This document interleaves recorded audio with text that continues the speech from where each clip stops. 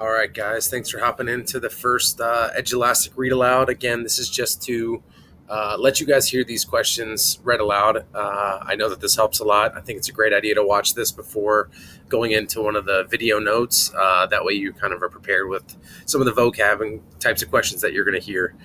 So, this first one, number one, says the dot plot below shows the number of chocolate chips found in each cookie. And there's three questions. The first one says, what is the median number of chocolate chips? So think about how to find the median, find it on that, enter a value. It says, what is the average number of chocolate chips? It says, round your answer to the nearest whole number, so no decimals there.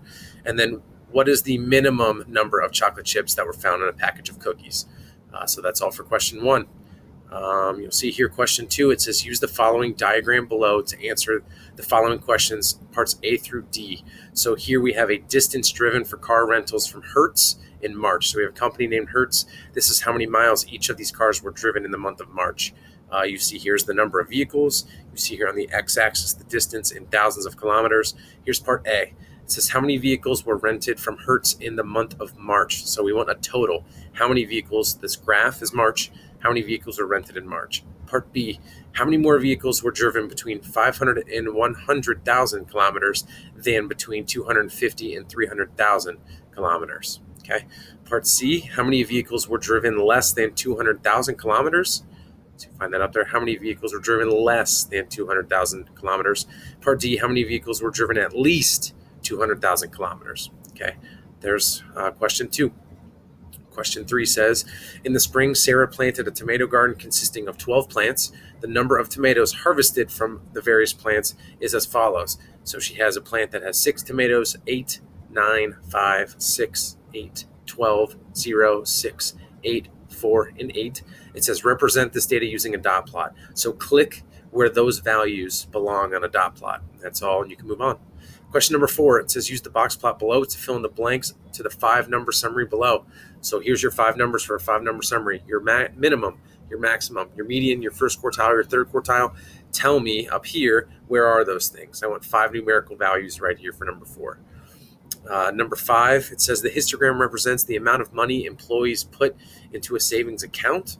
So you see that money here, how many savings per week they put in, and then how many employees on the y-axis did that. It says which data set could be represented by this histogram.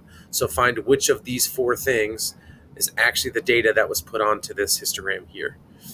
We have number 6. It says the dot plot below shows the height in inches of 28 basketball players. So we see that there. It says based on the box plot, which of the following is true? Is the mean greater than the mode? Is the median greater than the mode? Is the mean greater than the median? Or is the median is greater than the mean? Okay, so can you find out which of those 4 is true? Doing some math would be a very, very wise suggestion for that one. Question 7 says, use the box and whisker plot to answer the following questions. So it looks like this is on temperature. It says, what is the interquartile range of the data set? That was in your notes, so be looking out for that.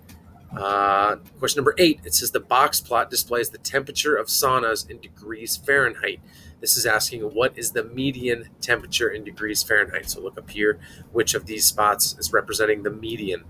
Question number 9 says, what are the minimum, first quartile, median, third quartile, and maximum for a data set? So we know how to find those when we have a box plot.